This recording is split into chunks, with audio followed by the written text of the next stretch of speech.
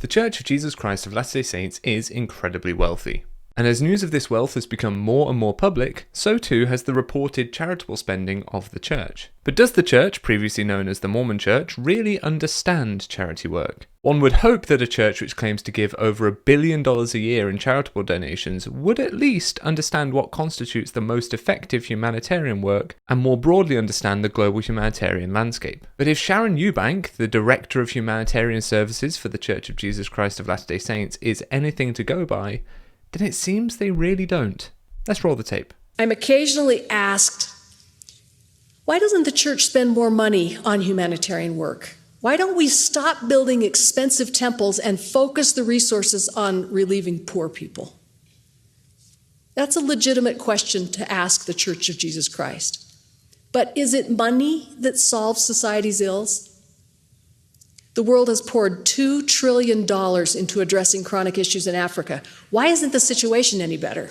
Sort of is better. At the very least, it depends on what metrics you look at. The $2 trillion figure seems to represent aid given to Africa since the 1960s. Some groups, like the African Energy Chamber, seem to think that foreign aid has at times done more harm than good, particularly economically. Of course, you won't be surprised to hear that the African Energy Chamber reckon the solution is actually for African nations to harness their oil and gas resources for economic growth, but that's not really a discussion for this channel. If we accept that some groups are arguing the situation hasn't improved from a largely economic standpoint, surely that doesn't mean we should just ignore the metrics by which the situation in Africa has improved, especially when the metrics that have improved are things like life expectancy. These countries may not be economically growing as one would expect from the levels of aid provided, but things like GDP are not the be-all and end-all. Increases in life expectancy is a perfectly legitimate way in which to say that humanitarian aid has helped. People are living longer and not dying of things like preventable childhood diseases. Simply put, people need to be alive in order to benefit at all from a growing economy. So on this point that the situation isn't better in Africa, I suppose it's really about where one places their focus, and it's certainly more complicated than the blanket implication that after $2 trillion of aid, the situation in Africa is just no better. Now, a final note here. I don't really like to talk about Africa as though it's some sort of monolith. Africa is an extremely diverse continent after all. But to Sharon Eubank's opening admission, yes, it is a legitimate question as to why the church doesn't build less temples and give more money to humanitarian work. And so far, it's a question that Sharon doesn't seem to have a very robust answer for. But of course, let's keep going. The reason is because money isn't the real issue.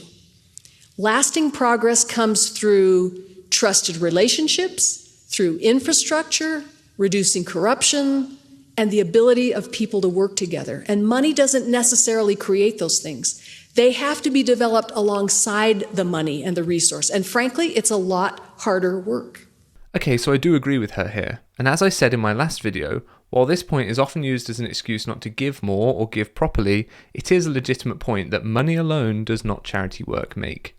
I will never discount the one thing that this church does that lifts entire communities in rapid development, because it invites men and women of all social classes and all backgrounds to enter into a sacred building and make the most binding, important promises of their mortal lives. In those buildings, they promise not to steal or lie. They promise to be faithful to their spouse and their children. They vow that they'll seek the interest of their neighbor and be peacemakers and become devoted to that idea that we're all one family. We're all valued and alike unto God. How much did the church and its members seek the interests of their neighbours in Fairview, Texas? I was there on the ground, and unless every single representative and person that spoke up for the church was an unendowed member, then I think they've broken their temple covenants, certainly according to Sharon Eubank, because these individuals sought the interests of the church before the interests of their neighbours in Fairview. And if those promises made in holy temples are kept, it transforms society faster than any aid, any development project ever could. Again, this just totally depends on your focus and your outcome metrics. It will certainly transform society into a group of LDS church members, but on its own, no amount of not stealing, not lying, and seeking the interest of your neighbours is going to protect against things like preventable childhood diseases. It's not going to ward off childhood malnutrition or provide clean water. The greatest charitable development project on the planet is for people themselves to bind themselves to God and mean it. Okay, I think we've found the crux of this. So, to be clear, the Director of Humanitarian Services for the Church of Jesus Christ of Latter-day Saints is saying that the greatest charitable development is for people to bind themselves to God and mean it. And that is Mormon speak for make covenants and keep them. And how does one access the temples through which we make covenants? You know, the temples that Sharon was talking about. Ding, ding, ding. That would be tithing, wouldn't it? You have to pay your tithing to attend the temple, which means the greatest charitable development on the planet, according to Sharon Eubank, is for people to give 10% of their income to the church in order to attend the temple, in which they further covenant to give everything, even their very lives if necessary, to the building of the kingdom of God. Or phrased another way, give everything for the benefit of the church. And that's not just me following the logic of what Sharon said.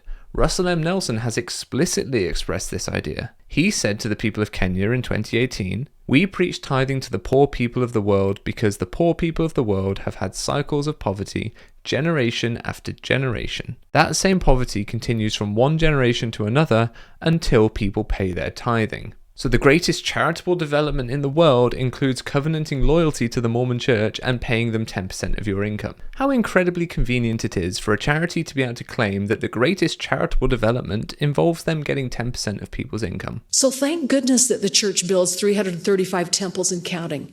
It's the greatest poverty alleviation system in the world. I'm going to tackle this in two parts. First, the church hasn't built 335 temples. To date, they have built and dedicated 208, and out of the rest, 60 are under construction, and the remaining 114 have simply been announced by Russell M. Nelson. Second, the claim that the building of Mormon temples is the greatest poverty alleviation system in the world is just false. The context of the claim is that the greatest charitable development on the planet is people making and keeping covenants. And so thank goodness the church is building loads of temples where people can make those covenants. The building of those temples in and of themselves does not alleviate poverty. They are, I would argue, more often than not, built in areas that are already relatively affluent. And the attendance of those temples costs people 10% of their gross income and takes them out of their communities in which they could be building the kinds of trusted relationships that Sharon Eubank was bemoaning earlier are the hardest part of charity work. And I know what she's probably trying to say is covenants make better people make better communities, and better communities lift themselves and those around them out of poverty. Okay, so Utah has the most of these people who have made the covenants, right? Highest Mormon population of any US state. Why then is Utah not even in the top 10 of states with the least homelessness? It's because the idea that making and keeping covenants in and of itself alleviates suffering and poverty just isn't true, and at worst may actually just be an excuse for the church to keep buying land and building temples while trying to pass it off as humanitarian work. The most important thing that you can do as a humanitarian is to keep your covenants with God. And the second most important thing you can do is to connect in goodness with the people around you. That would be true if the covenants of the Mormon faith were intrinsically outward-facing and humanitarian in nature.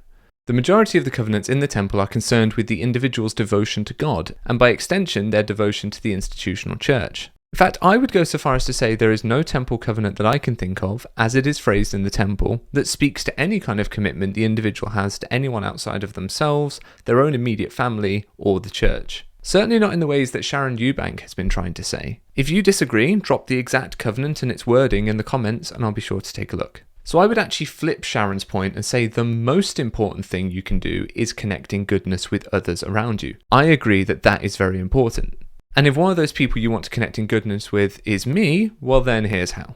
I'm hosting a live Q&A on Patreon every month for those who want to make sure I can continue to do this work full time and want to help inform the direction of this channel. Simply head on over to patreon.com/Nemo the Mormon to join in. And thank you to everyone out there who is already supporting me in whatever way you are. Now, all in all, I am thoroughly dischuffed with Sharon Eubank's approach to the church's charitable spending. The kind of hubris it takes to say that one's own religious rituals and covenants are the most important humanitarian thing that anyone can do is astonishing.